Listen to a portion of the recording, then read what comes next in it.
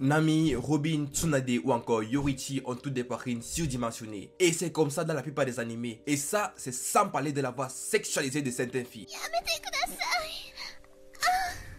Du coup, une question se pose. Les animés sont-ils sexistes? Déjà, c'est quoi le sexisme? C'est une attitude de discrimination fondée sur le sexe, spécialement envers les femmes. De cette définition, on constate qu'il y a plusieurs formes de sexisme. Le fanservice. C'est lorsque l'auteur met en avant les attributs physiques des femmes afin de capturer l'attention. Le problème avec cette pratique est qu'elle est banalisée au point de nous paraître normale. Les scènes de Tamaki dans Fire Force en sont un parfait exemple avec des passages plus qu'embarrassants. Et c'est comme ça durant tout l'anime, épisode 4, épisode 9, 12, 18, 20, 21, 23. Il y a même des scènes où l'auteur force clairement avec son délire au point où ça devient ridicule. Vous comprenez très bien que son seul rôle dans Fire Force c'est d'amuser la galerie avec son corps. Ici on parlait de Nami dans One Piece. Ça c'est Nami au tout premier arc. Et voici à quoi elle ressemble quelques arcs plus tard. On constate clairement que sa poitrine ne fait que gonfler de plus en plus. On pourrait se dire que c'est normal, plus le temps passe, plus son corps gagne en croissance comme tout adolescent. Ok, mais c'est pas un peu abusé là? Et c'est pareil avec Robin ou alors Vivi. Pour compléter la liste, on pourrait parler de Food Wars, un animé où les filles se retrouvent au paradis et surtout toutes à poil lorsqu'elles goûtent un plat. Ok, on va me dire que ça défend d'humour, mais vraiment, il n'y a pas un moyen de rendre cela moins pudique? Tant de pratiques juste pour alimenter les fantasmes des spectateurs. Le fanservice est la forme la plus visuelle de sexisme, mais il y en a d'autres qui sont un peu plus subtiles. L'histoire des femmes est bâclée.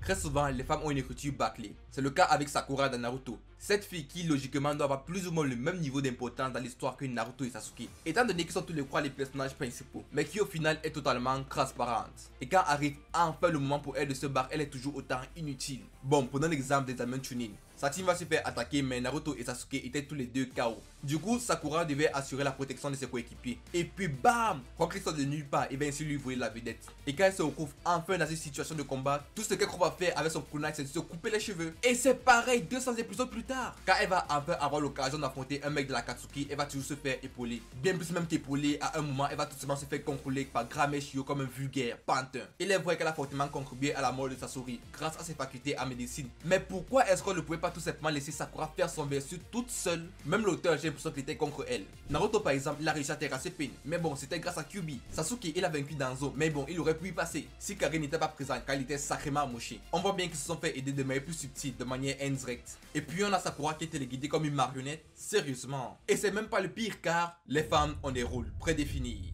Dans les animés, les rôles des femmes sont parfois connus d'avance. Soit la meuf sera folle amoureuse d'un mec qui n'a rien à foutre de sa vie, soit elle sera juste la classique mère au foyer. Pour le premier cas, prenons l'exemple de notre chère Misa Amane dans Death Note. Cette fille extrêmement populaire qui faisait chavirer tous les cœurs des mecs, moi y compris. Mais qui au final va crocher sur Light Yagami, un tueur à série qui n'a absolument rien à foutre d'elle. Elle va lui jurer fidélité au point de tout sacrifier. Et là, je parle au sens propre. C'est ainsi qu'elle va devenir le second Kira et aider Light à accomplir ses crimes. Elle va même réduire de moitié son espérance de vie afin d'obtenir des yeux de Dieu de la mort. Tout ça dans le but d'aider Light à tuer elle. Mais en vrai, quelle fille est stupide à ce point. Et c'est pareil avec Sakura. Oui, j'ai beaucoup de problèmes avec elle. Cette fille qui va tomber amoureuse de Sasuke dès le premier épisode et qui va continuer à l'aimer malgré toute l'indifférence que Sasuke montre à son égard. La première fois, on voit Sasuke avoir un minimum de compassion pour elle, c'est 600 épisodes plus tard. D'un autre côté, on a aussi la femme qu'on la classique mère au foyer. C'est le cas dans l'anime Dragon Ball où on retrouve Shishi, cette femme qui a pour seule et unique rôle d'être la femme de Sangoku. Et ça, c'est sans parler de Videl, un personnage un peu perdu dans l'histoire. Après avoir fait la rencontre de Sangohan, elle va insister pour que celui-ci lui apprenne des techniques. Et quand Sangohan avait le malheur de passer plus de temps avec son petit frère, elle sortait sa crise de jalousie. Mais bon, elle a quand même appris à voler. Et au final,